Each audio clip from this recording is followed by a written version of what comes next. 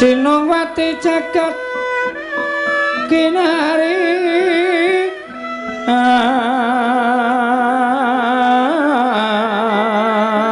among mbak lumembak ombak ing samudra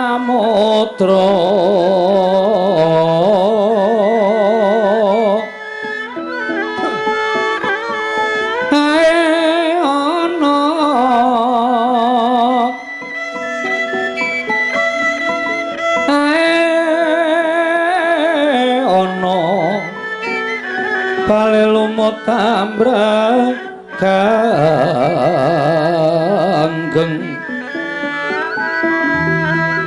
awitodo dencengan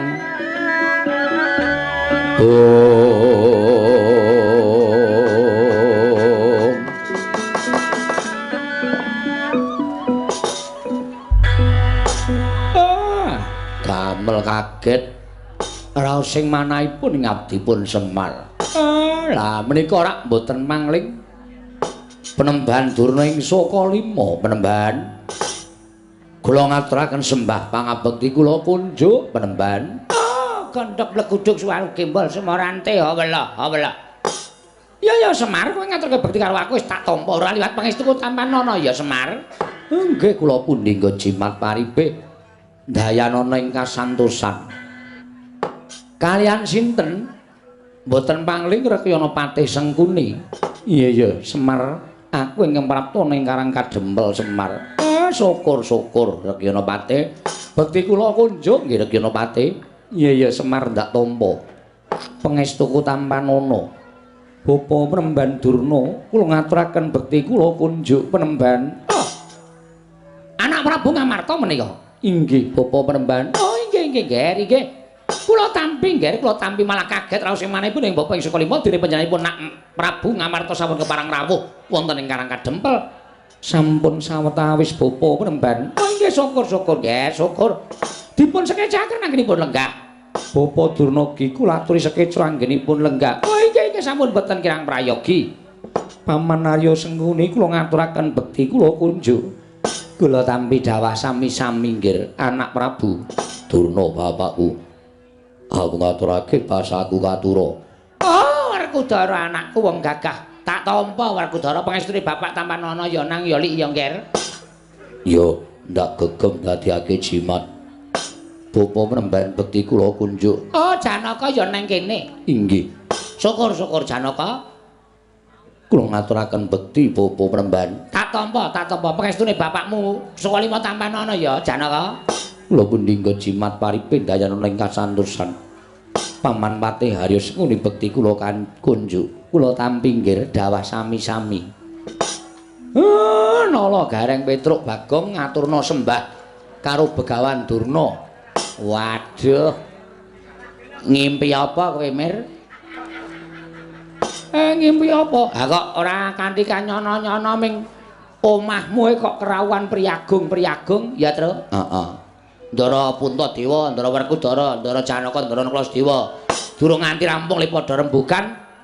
Iki rawuh meneh priyayi luhur Begawan Durna. Lho, apa ora gleleng? Aku dhewe ora ngerti lah kok padha ting gruduk ning Karang Kadempel. Bekti kula Penemban. Oh, Nala Gareng Katampa, pangestuku tampanana ya Nala Gareng. Kula pundi nggo jimat paripe dayana ning kasantosan. Rakyana Pati Sengkuni bekti kula kunjuk. Iya ya Nala Gareng tak tampa. Pangestuku tampanana. Bekti kula katur Penemban. Oh, Petruk tak tampa, pangestuku tampanana ya Panakawan. Kula pundi nggo jimat. Rakyana Pati Sengkuni bekti kula kunjuk. Iya Petruk tak tampa. Pangestuku tampanana. Gong, ngaturke bekti ora? Karo sapa? Begawan Durna rawuh ngono. Lho. Aku ora kanthi kanyono-nyono. Kula ngaturaken bekti kula kunjuk nggih Begawan Durna. Ndeng Durna. Ya Bagong, pangestuku tampanana Bagong. Kula pundi nggo jimat paripe. Sinten ingkang nderekaken Adipati Harya Sengkuni? Wah, Rekyana Pati Sengkuni bekti kula kunjuk Rekyana. Iya Bagong ndak tampa pangestuku tampanana. Nun inggih sangat anggen. Kawula mundi dadosaken jimat. Dipun sekesakaken anggenipun sami lenggah. Oh ya Bagong wis ora kurang kepenak. Truk. Dayoh akeh kaya ngene kok tanpa metu wedange Semar iki. Ayo engko tawanana. Nuwun sewu Penemban Durna ngunjuk menapa? Loh. Apa kira-kira kowe kuat nyuguh aku? Aku piyayi, kowe mung kawula. Ing atase kawula kok nyuguh karo piyayi. Girilusi jalma tan kena kinira. Ampun sok ngembe karo wong. Kula niku arep kaya ngene nek mengko nyuguh sampean nggih. Isa. Oh ya syukur-syukur dienggo tamba ngelak Bagong wis sakarepmu. Sawenehmu bakal tak tampa kanthi lega-legawaning ati. Ning kudu milih tak teng mriki. Teh. Napa kopi?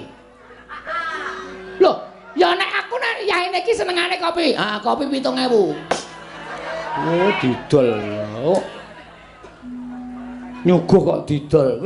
Gulane ya tuku padake. Nek purun pahit, ireng purun pahit ning kula campur lemah. Hus. Aja edan kowe. Pendhita kok sapenake dhewe ora ngomong. Ngene ya Semar. Nggih, pripun Meremban? Aja kaget, aku prapta ning Karang Kadempel. Nggih. Nadyan radi kaget nanging gandeng sampun paring pangandikan pun lega ati kula. Oh iya ngene. Sejatine aku prapta ning Karang Kadempel mau yekti mung njumbuhake pekabaran ingkang sebenarnya mbok bakul sinambiwara pawarta binandunging karna. Apa pancen kepara nyata yen to kowe bakal duwe gawe Semar? Sing nyebarke sapa iki? Lah kok dadi Ndara Pandhawa ya pirsa, Ndara-ndaraku Ngastina ya pirsa. Nala Gareng apa kowe kandha-kandha tangga Teparo? Mboten niku. Petruk kowe tangga Teparo tok kandhani apa piye kok nganti tekan dindi? Mboten Pak, kula nek dijawuhi ora kandha sapa-sapa ya ora kandha sapa-sapa. Bagong apa kowe kandha sapa-sapa? Ora Pak, mbok sumpah. Ming ratan gedhe tak nehi plakat gedhe banget. Semar arep mbangun jiwa. Membutuhkan dana secepatnya ngono ya, Tru. Bagong pancen cah ngeyel tenan. Weh ayo mbok menawa sing nyumbang barang. Anjir arep nampani aku. Oh, tok nggo apa? Tak nggo ngeramik omahku kae. Oh, keramik omah yo Semar sik dibutuhke ora. Sampean kok preso? Loh, Semar kuwi wong kondang. Arep kowe derajate ngaceplek, arep kowe wong loro saudon telu saurupan. Kowe iki ming Panakawan. Nuwun sewu kasarane kowe iki ming batur. Ning saben-saben kowe duwe gawe, jagat iki persasat nganti keberbegen marang ngumandangi Semar Badranaya. Nggih. Apa pancen kepara nyata yen kowe bakal duwe gawe ya kuwi mbangun jiwa. Nggih. Niku ming lagi niat kok. Ming lagi karep. Durun kula tekake sedya. Ming lagi karep, lagi kula nam-nam wonten ati ning kok kula kaget. Sedaya sampun sami prisa. Loh, aku ora wis omong karo kowe to, kowe iki wong kondang, mula nek arep duwe gawe apa-apa kowe iki mesti tekan kono-kono padha ngerti ta. Dene apa to sababe aku sowan ning Karangkadempel iki mau pancen diutus dening Sinuwun Prabu Duryudana supaya aku sowan ning Karangkadempel. Wigatine ora ana lali kejobamu. Apa yang dadi sediamu mau pancen apik, pancen becik Semar. Pancen apik. Kowe iki jejering pamong, kowe iki jejering titah ingkang anyalira Jawata, ya kuwi Sang Hyang Bathara Ismaya. Mula yen to kowe kepengin bakal bangun jiwa bangun jiwa mau pancen wis satrepe, pancen wis bener, pancen wis pas. Ya mong ngene ya Semar, kersaning anak Prabu Duryudana nggonmu bakal mbabar ngelmu mau ora dikeparengake ning Karangkadempel, ning dikeparengake ana ing negara Ngastina. Mula praptaku ning Karangkadempel iki, ingkang wigati supaya mboyong marang kowe prapteng negara Ngastina. Kowe mengko ning kono diunggahke ning mimbar. Sawise kuwi terus kowe kojah supaya iso mbangun jiwaning para Sata Kurawa. Kanthi cara mengkono supaya Kurawa iso didandani jiwa ragane supaya bali marang pakarti ingkang sarwa becik lan apik Semar. Nggih. Matur sembah nuwun tanpa pepindhan. Dene amung sakarep kula kok. Sinuwun Ngastina ngantos kados mekaten. Ning nuwun sewu. Kula niku ora arep kojah, kula niku ora arep wewarah dhateng sinten kemawon. Kula niki ora arep ngumbar ngelmu utawa menehi ngelmu napa-napa kemawon. Kula niki wong sekeng, kula wong ora duwe, kula wong melarat. Ngelmu kula ya mung ngelmu celimen kemawon. Napa to sababe kula ajeng bangun jiwa niku kula kok ora bangun jiwane wong sak donya niku mboten. Kekuatan kula niku sepinten. Nek kula mbangun jiwane wong sak donya, ming sak Semar kok ajeng bangun jagat niku terus kula napa ngembari panguwasaning Gusti Akarya jagat. Mboten ajeng. Sing kula karepke mbangun jiwa niku kula pengin bangun negara Ngamarta jer. Karangkadempel menika kebawa keperintah negara Ngamarta. Mula sing kula penke nggih negara Ngamarta. Dados nek Begawan Donorawuh meniki kalian Prakyanapati Sengkuni pengin boyong dhateng Semar Badranaya, kula kok kon bangun jiwane Kurawa niku sing ajeng kula bangun nggih napa to Bi? Kurawa niku pun boten kurang-kurang derajat pangkat duwe bondo seprapat jagat darbeng Sinuwun Duryudana. 7 turunan boten entek dienggo dolanan kalih adi-adine kabeh nggih menika Sata Kurawa. Terus sing ajeng dibangun napa? Kula tak takon. Nek kula teng negara Ngastina niku ngibarate kaya dinguyahi segara. Teng mriku nggih pun lenggah pandhita ingkang kondang monyor-monyor inggih menika peparab Begawan Durna. Lah mung perkara kojah wewarah kawruhing urip kok dadak nggotong kere saking Karangkadempel terus pujangganing Ngastina sing nami Begawan Durna niku nuwun sewu gaweane napa? Kula tak takon. Sing kudune dandani para Kurawa niku sampeyan dudu kok kula. Merga Kurawa niku murid sampeyan. Kurawa niku siswa sampeyan. Anane siswa kok ora apik, murite kok ora becik. Lah niku sing ditutuh ya gurune, piye le mulang muruk karo murite. Ngoten. Ampun kok kula sing dandani. Sing gawe dudu kula kok sing dandani kula. Niku nek carane wewangunan utawa carane omah sing gawe dudu kula, sing dandani kula. Mengke usuke kurang gedhe, renge kecupeten. Mboten iso dadi dipasangi gendeng ya ora apik. Ngoten. Nek sing damel sampeyan sing dandani ya kudu sampeyan. Mula nuwun sewu. Niat kula mung ajeng dandan-dandan negara Ngamarta. Sakliyane niku dudu tanggung jawab kula. Semar niku wong kekuatane winates ora kaya sing gawe jagat, ora kaya Gusti, ora kaya dewa. Kula niku sanes dewa, kula mung titah swantah. Ngoten? Mula nek Begawan Donorawuh mriki ajeng boyong Semar, nuwun sewu kula mboten saged. Kula dereng saged. Mergi siji niku dudu kewajiban kula, loro kula mboten isa pripun-pripun mangke nek tekan negara Ngastina. Malah kula iso disoraki dening para kawula sak negara Ngastina. Wong ngelmu kula niku mung ngelmu celimen. Ngelmu kula niku mung ngelmu cethek. Ngelmu kula niku dudu kawruh. kapanditan dudu kawruh kabrahmanan, luwih-luwih dudu kawruh kadewatan. Mila Den, Ndara kula Begawan Durna kula nyuwun pangapunten menawi jengandika Penembahan Durna rawuh wonten ing papan mriki. Badhe mboyong kula nek kula kon supaya teng negara Ngastina dandani para Sata Kurawa Blaka Suta kula ora iso, kula ora tekan. Ndak malah mengke ngebot-boti pikiran kula sampeyan mang kondur kemawon. Sampeyan mang bali kemawon. Mang matur kali Sinuwun Prabu Duryudana nek niku dudu gawean kula. Kula tak ngrampungke lek kula dandan-dandan negara Ngamarta riyin Ndara.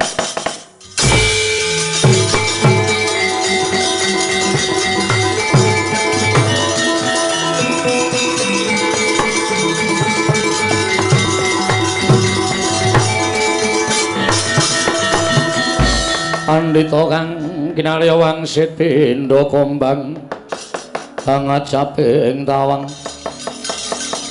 susuh angin ngendi nggone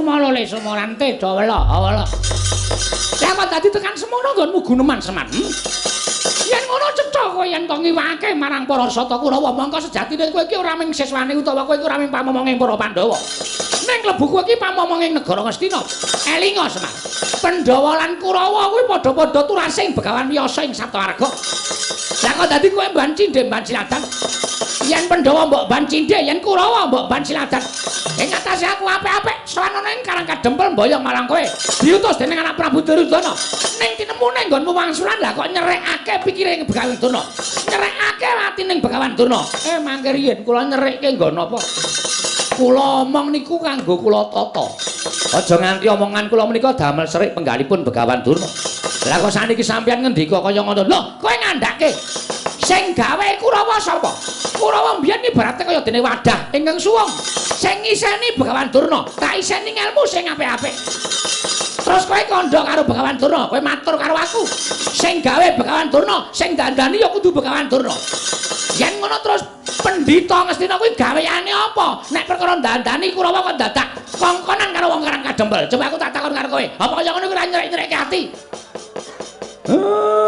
nuwun sewu sampeyan niku pendhita kok isih gampang kebranang penggalihe to sampeyan niku pendhita kok isih gampang nesu monggo pendhita niku watekane tanduk aris ulat manis ing cipta demen tetulung adoh penggawe cidra ngalah tananggunggung diri gawe senenging liyan niku wateking Brahmana nek sampeyan nganggo serban kethu sarwa putih mongko durung iso ngleksanake sifat sing kula aturke mboten sang nganggo kethu sampeyan ngangge caping mawon sampeyan durung iso nglakoni minangka dadi Brahmana ketitik sampeyan gampang murup atine gampang murup penggalihe nuwun sewu Ndara nek sampeyan kaya ngoten niku wis memper nek Kurawa pancen pambegane sasar susur Kurawa pambegane angkara murka Kurawa niku sewijining wong sing wis ora iso didandani lah pripun lah wong gurune wewatake kaya ngono napa meneh Kurawane kowe aja wangu gawan ngawur sing marai Kurawa elek iki dudu Begawan Durna sinten nek dudu sampeyan iki sing ning mburiku iki sampeyan nek senengane kaya ngoten kok golek kanca lho wong kula ya ora ngopo-ngopo ben wong loro Dik Pate mungkin ndak kula rumangsa ki jenan ora ndek kanca kaya niki sing gawe jar sing gulang-gulung karo Kurawa iki dudu aku dadi aja nyalah karo Begawan Durna nuwun sewu punta sampeyan mboten sakakean gunem tanpa guna mboten sakakean pangandikan saniki sampeyan gelem kondur napa mboten mergo nek sampeyan tau nono Windanana lenggah teng Karang Kadempel kula ora gelem bali kula ora gelem diboyong teng negara Ngastina lah mbok sampeyan ngenteni tekan jaman apa mawon Semar ora bakal pindah saka Karang Kadempel lho nek ngono pancen niat ora gelem tak boyong nang negara Ngastina monggo Semar ya aku diweling dening anak Prabu Duryudana Bawa Durna menawi mboten saged boyong Semar wonten negari Ngastina ateges Bawa Durna menika mboten lahir batin anggenipun sumuyut ngayom wonten negari Ngastina ateges aku padha karo ora dianggep ana negara Ngastina mula tinimbang aku bali ana negara Ngastina ora boyong nglawan kowe luwung kowe bakal laruda paripaksa lah nak tenan to kriwikan dadi grojogan geguyon dadi tangisan Sampeyan ngomong kaya ngoten niku ampun gawe nesune anak-anak kula. Mengke anak kula salah siji wonten sing nesu. Kula ora tanggung niki cah awur-awuran kabeh. Sampeyan iki nek pendhita elek derajate ming mergo dienggo awur-awuran kali anak-anak kula niku kula ora tanggung. Aku ora wedi karo anak-anak. Kuwase kowe gelem mangkat apa ora? Yen kowe ora gelem mangkat, ora mung kowe sing tak katutke dosane. Ning klebu Karang Kadempel kene bal tak katutke dosane. Yen perlu Karang Kadempel tak bumi angus regane atiku. Terus, nesu ora kowe? Ora. Bagong kuwi sing biasane nesu ora, Gong? Oh. Dian. Gong. Gong, ngapae? Durna teko. Ngapa Durna? Omong karo bapak. Heeh, omong piye? Bapak arep diboyong ning negara Ngastina. Terus bapak emoh. Oh goblok kok Semari. Lho. Ah wis seneng karo bapane ngono goblok to. Goblok. Ah ning Ngastina ki bandane mengalir. Nek Semar gelem dadi pamonging para Kurawa ki sugih wingi-wingi ora ketayalan ngrekoso uripe kaya ngene. Sik to aku tak nuliske omonganku. Semar ora gelem. Dasare Semar arep bangun jiwa negara Ngamarta. Jiwane kawula sak negara Ngamarta dibangun karo bapak. Heeh. Lah Sinuwun Duryudana mireng. Heeh. Bareng Sinuwun Duryudana mireng, Sinuwun Duryudana kepengin diwejang karo bapak Semar. Mula bapak Semar arep digawa ning negara Ngastina. Terus bapak emoh. Dasare ngopo sih? Bapak kepengin rampungke pakaryane negara Ngamarta. Tur kuwi dudu gaweane bapak. Kuwi dudu kewajibane bapak. Dandani Kurawa kuwi dudu kewajibane bapak. Sing bapak duwe kewajiban ki dandani para Pandhawa. Heeh. Durna Sumbar. Ngene piye?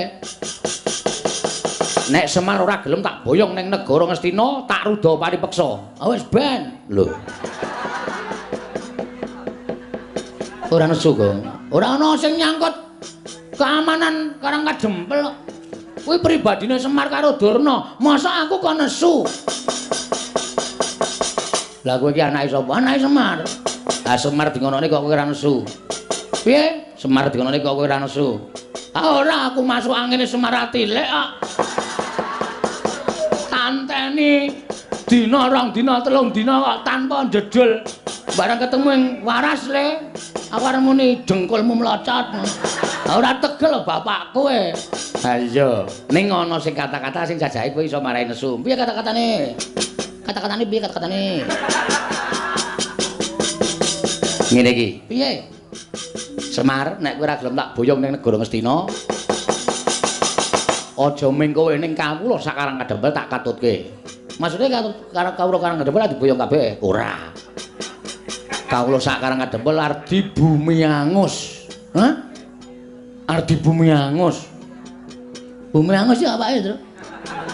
Ha iki omongan karo wong goblok SDM-e rendah ki ngene iki. Di bumi angus ki mbok menawa arep digawe sungsang bawana balik, nek perlu Karang Kadempel arep diobong karo Begawan Durna. Cangkeme sapa kowe? Lho. Nek ora metu golek rokok sik. Nyemelange. Sapa terus sing muni ngono kuwi? Begawan Durna. Yakin? Yakin. Engko nek aku nesu kok kowe ngapusi? Ora. Aku krungu dhewe. Kowe lho kuwi? Heeh. Asli to? Asli. Nesu aku.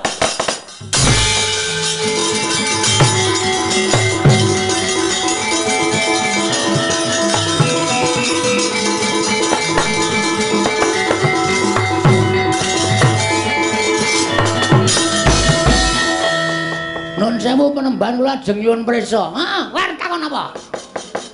Sampeyan wae omong nek ajeng bumi angus negara utawa Karang Kadempel. Heeh, niki nocoke omongane Petro daripada kula wis kebacut nesu kula dapusi Petro. Lah kula isin. Nek pancen nyata niki mungsuhe dudu sapa-sapa ning kula. Sampeyan kudune ngerti.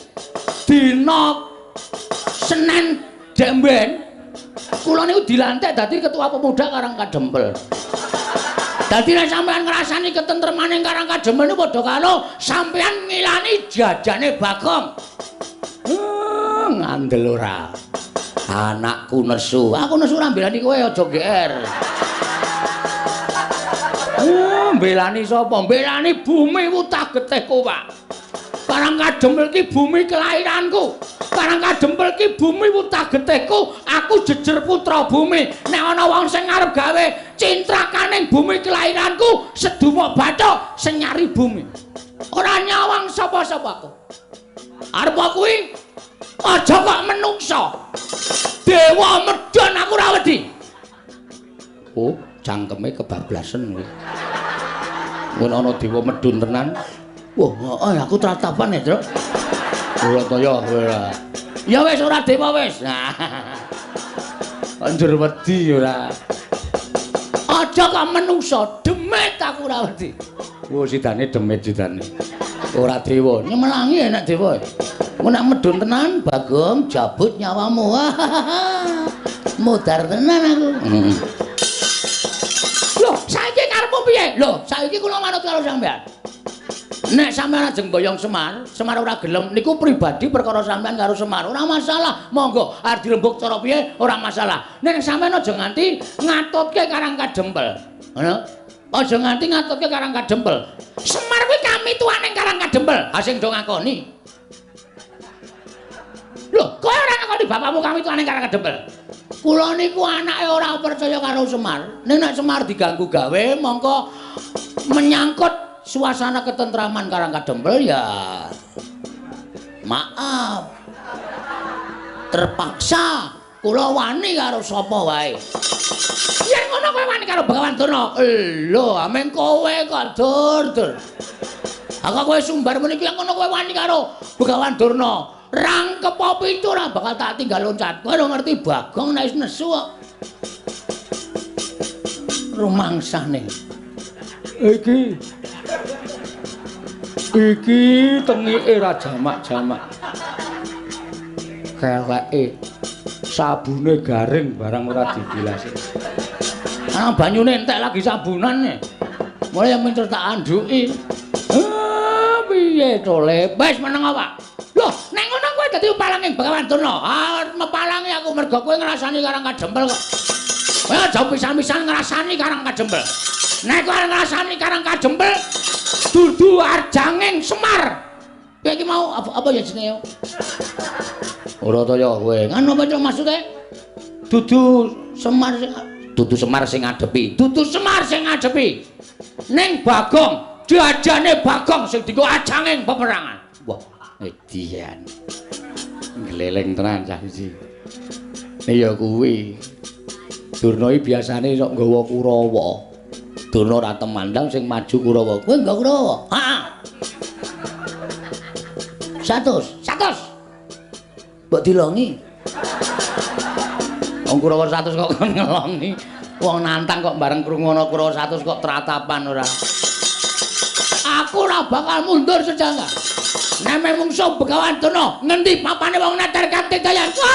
Panas maning jajaran sultane bawana. Yen ngono Bagong sing palangi niate Begawan Durna. Ayo, kowe ngecak pirang dina? Kowe ngecak apa? Ora bakal tak tinggal loncat. Mati Begawan Durna musuh Bagong luwung ora urip nang alam padang. Oi!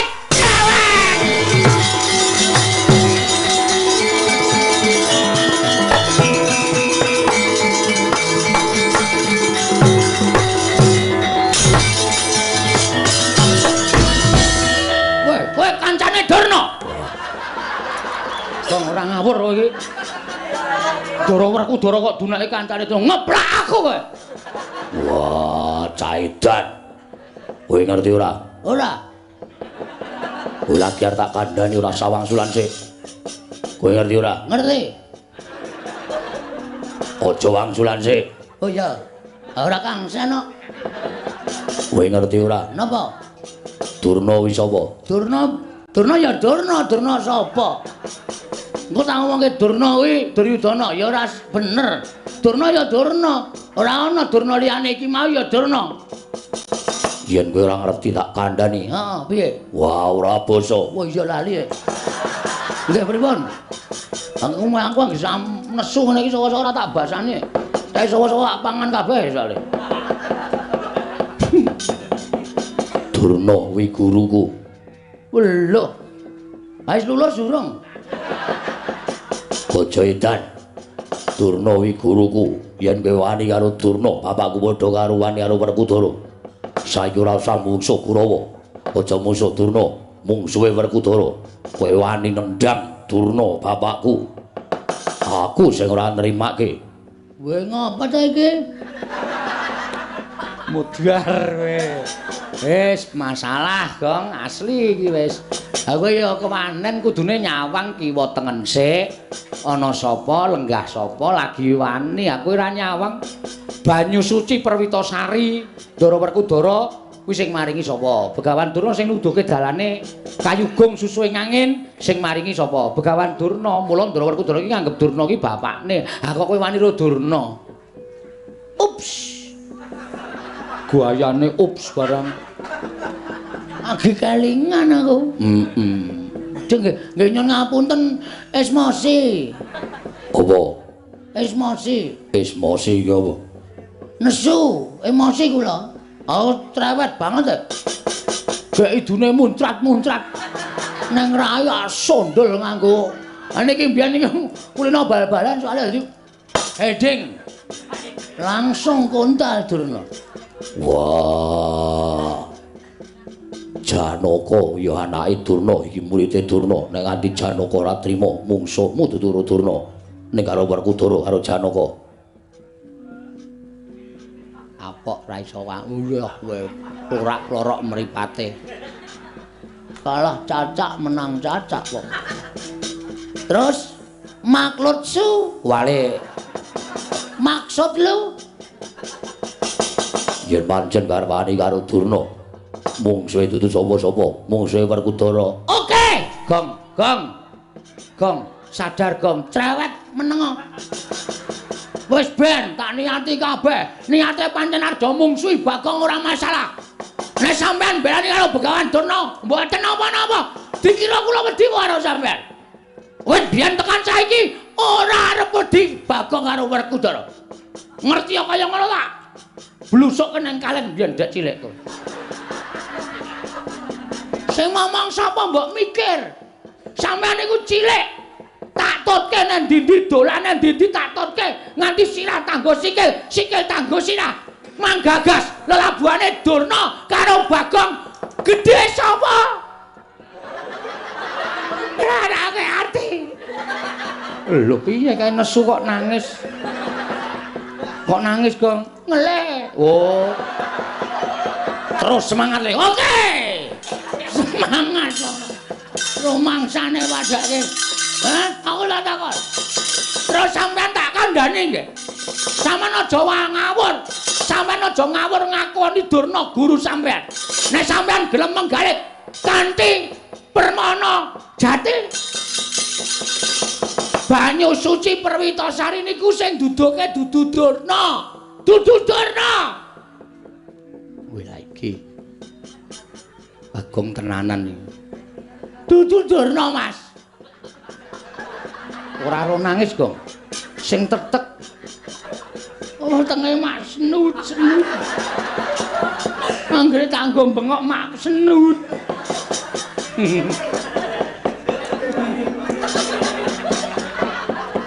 Pokokan sambel e, Tru.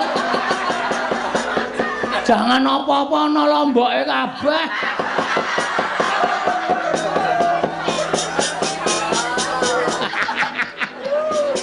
Isa-isane kok terus kaya tak cuciki nganti. Banyu suci Perwitasari iki mergo apa? Kepercaya sampean karo Begawan Durna. Apa-apa niku nek dilambari percaya mesti bakal ketekan sedane. Nek sampean ora percaya, mang takon karo Patih Sengkuni. Durna ngomongi ning Gunung Candramuka, ning Guwa Sigrangga, ning Alas Tik Brasara, sampean ketemu karo Bathara Bayu, karo Bathara Indra. Entuk inggih menika Kyai Bargawastra, ya ta? Ha. Kuwi mbiyen jane Durna ora ndunduke papane, ning Durna kepengin ndlomproke sampean teng juranging pepati, ning merga sampean percaya ora tekaning pati, malah entuk nugraha. 1. Mbah. Bagong kok ngerti ya? Ngerti wae. Angka 2. Sampeyan arep dipateni karo wong Astina. Srana arep dicemplungke teng segara. karo Begawan Durna. Ning merga sampean percaya karo Begawan Durna. Sampean teng segara ora mati malah ketemu karo Sang Mahardi Kengrat. Ya Sang Ruci Bathara. Sampane entuk tirta pawitra maning suci, ngelmu kasampurnan, manjing suruping parti, sastra cetha paripurning wangsit. Edian. Bagong kok kaya ngono lho. S2 e. Waduh. Cah cerdas e padake. Nyepelekke. Niku kabeh mergo sampean percaya, ora kok Durna sing duduhi. Ha kok seprene sampean sing duwe kapercayan, nek sampean iki sing duduke Durna, salah, Bung. Bung pait. Dhuwur nganggo ngisor gejek. Oh, tantel. Ngawur. Ha, munia saiki. Munia, apa kabeh lelabuhane Durna? Mboten.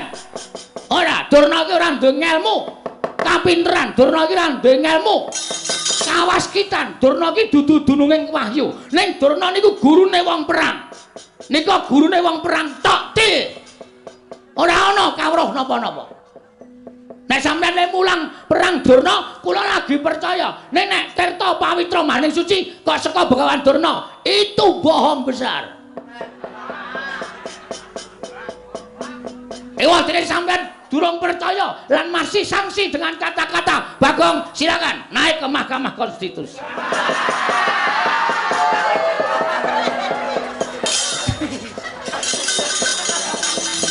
Wis rampung ya, Gong. Hah, wis po? Wis.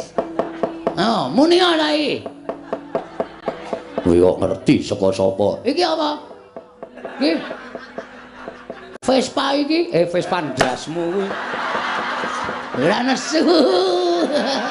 Ah kaya Vespa tenan e, Mas. Iki kaya plentronge. Iki kaya ngarep kae bemper ngarep. Iki sedele nang kene. Busine ngupil ora? Ora. Nek ngupil tak resikane ora tak totok ndulmu. Busi wis ora kanggo gawe. Disetater ra tau. Katakono wis iki sing ngomong. Dadi sampean aja banget-banget golek sampean ngendika kaya ngoten niku anggepe kaya njur menang-menangan dhewe. Apa anggepe sampean nganggep Durna bapak niku ana batine apa? Ora ana. Sesuk ora urung sampean iki yo mungsuh bapakmu dhewe. Mungsuh Begawan Durna. Monggo sampean nek tresna karo Begawan Durna, sok Bratayuda sampean bakal dipateni karo Durna. Kok ora kaya bengi iki to, cerdas men kok cah iki. Ya kala-kala Ren. Kala iki pokoke aku 3 sasi adol Bagong. Ayo.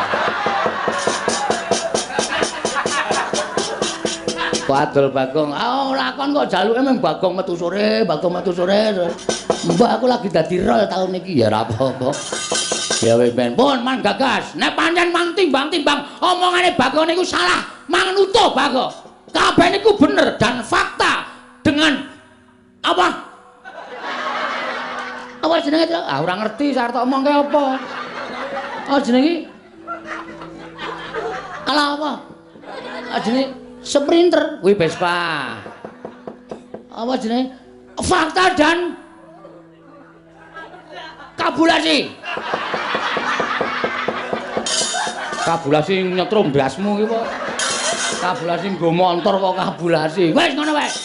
Pikiran nek dikira omongane Bagong salah.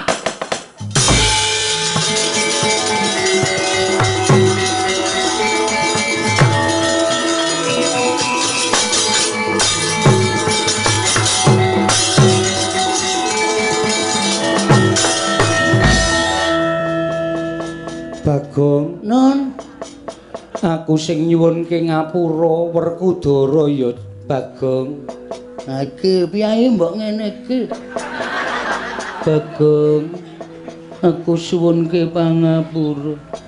Bagong, ayo derekno aku tuku sikat gigi.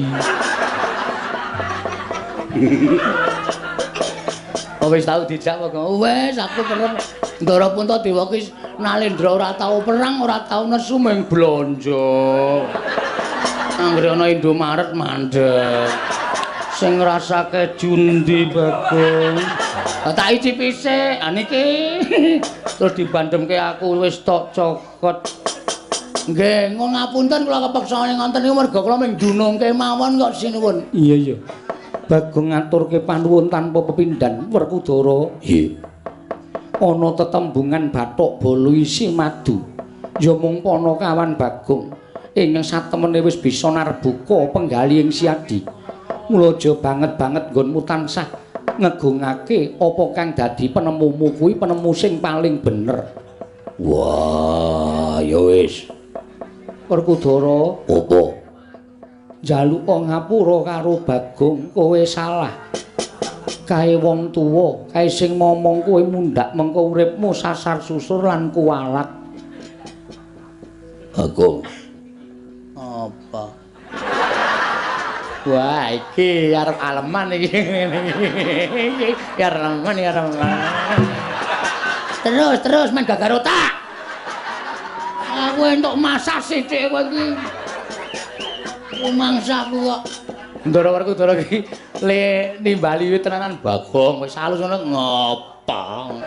Arep tak gawe angel kok ya men. Lah kono ya sak penake dhewe. Bagong. Jarine mbarep kakangku. Kowe bathuk bolo isi madu, Bagong aku kleru. Aku njaluk ngapura. Sonara dibaleni. Ora. Ngono kuwi ya.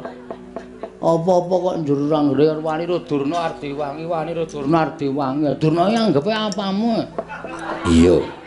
Ngene nganggo pikiran ora waton nesu. Ora kok waton sapenake dhewe apa-apa iki dipetung aku omong ngene iki tuna bathine piye, aku omong ngene tuna bathine piye.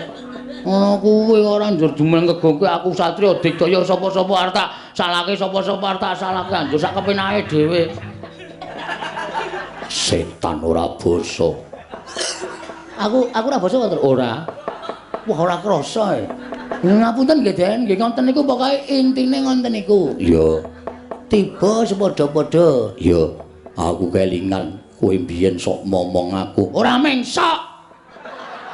Sasar pendak dina e. Anggere rados wis didodhok lawange. Jeng Bagong. Terke nang kono. Wah sarungan tok. Ya tak tutke to sampean. Sampeyan kelingan mboten? Jaman teng kebon nika. Dolan nang tengah alas nang kebon. Bagong, iki ana jangkrik dikedhuk. Bareng kula kedhuk terus, "Yo, matur nuwun." Terus mangke nggih to? Setan wong tuwa kok ngedhuk lemah. Bareng wis jeglong terus minggu. Wis tau Bagong, wis mangkel tenan aku. Asem kok. Aku lele ngedhoki padase atos banget e. Juluk-juluk bareng jero iki terus dheke mekangkang kae. Matur nuwun. Oh, nakal ora jamak-jamak. Lho ngapura. Kelingan to? Kelingan. Asem ya. Tak eling-eling seprene. Iya. Wonten niku labuhan kula. Iya. Bagong. Nun, aku njaluk ngapura. Nggih, mboten dados menapa. Iya. No memori ora karo Ndara Janaka kok. Hah? Ana memori ora karo Ndara Janaka? Ora. Kae rak senengane roman ta, Tru? Mbok biyen yange sapa aku ora ngerti. Ketemu yange iki gandeng ning tengah sawah iki do tetenguk ning galengan kae. Mongko galengane kuwi kalen garing. Ndara Janaka ya santai aja cilik mbiyen baguse ora Jawa-Jawa. Wong wedok anggere ketemu Ndara Janaka terus ngrangkul terus do jak tengok-tengok ning nggon kalen garing kuwi. Gejlike tak buka. Dadi wong do jagongan tak lepi.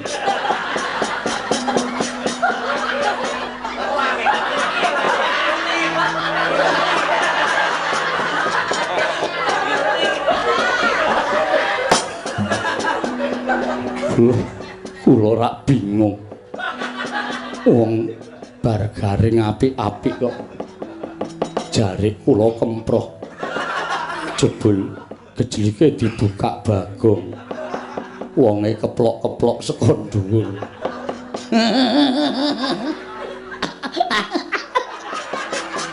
Lek kemekelen kok takek ora. Ngaten mawon, Gus. Iya, piye? Kula nyuwun Gandeng Semar niku sediane apik. Iya. Kula njaluk karo sampean. Apa, Bagong? Kurawa disingkirke. Wah, Werkudara aja selak. yo aku sing nyingkirke Kurawa. Ndara Janaka Kurawa singkirke nggih, Iya, Bagong aja kuwatir. Ning kowe aja meneng wae, kowe ya temandang. Oh siap, Pak. Oke. Petruk Gareng ya temandang iki desamu kudu kok gawe tentrem. Nggih, Pak, ngestaken dawuh. Nggih, Pak, ngestaken dawuh. Mengke kula tandangan kali Petruk nek kira-kira ketemper yudane ya ndara Werkudara Ndara Janaka nggih ngewangi. Yo aja kuwatir. Iya, aja kuwatir. Nek ngoten niki ben tentrem sik Karang Kadempel. Iya, Kyai Semar sak banjure tasih wonten ingkang kula ajeng-ajeng. Tasih wonten ingkang kula arep-arep. sapa sing mbok arep-arep lan sapa sing mbok ajeng-ajeng utawa mbok arep-arep praptana ing Karang Kadempel Kyai Semar. Mboten sanes sinuwun Darawati kali sinuwun Mandura menapa ta sebabipun kekalih menika mboten saged pisah kalian para Pandhawa. Margi menika tasih turas Mandura. Menika ugi wonten sambung darah kalian para Pandhawa. Mila mangke kula badhe jangkepaken Pandhawa lan sederek-sederekipun sedayanipun menawi sampun jangkep nembe kula wiwiti jinurung kali ndara-ndara kula Pandhawa anggenipun bangun jiwa. Ya ya to Semar yen to pancen mengkon aku mung kari manut. Ndara Puntadewa monggo kula dherekaken manjing Bale Wisma sak pejagung catur netra kalih kula. Iya ayo tak dherekake Kyai Semar. Ndara Werkudara Ndara Janaka kula nyuwun ketentremaning Karang Kadempel. Yo Semar aja kuwatir. Monggo aku tak kongkonan anak-anakku. Iya ya Semar aja kuwatir monggo aku tak kongkonan anak-anakku. Petruk Gareng Bagong katentreman Karang Kadempel reksanen nggih Pak ngestaken dawuh. Nggih Mas, ngestaken dawuh. Purna gatining pananggilan. Sanodasa kundur ngedatun jeluk saking dampar kula kenapit gambaran gading kadhiraken sangganing Puromban Cedi manggung ketanggung Joko paloro-loro. Ingkang sami ngampil upacarane Prabon. Kawis tinggal saking Mandra tindaknya Sri Nararata Kyai Semar Badranaya nganti kaya gumebyar candrane.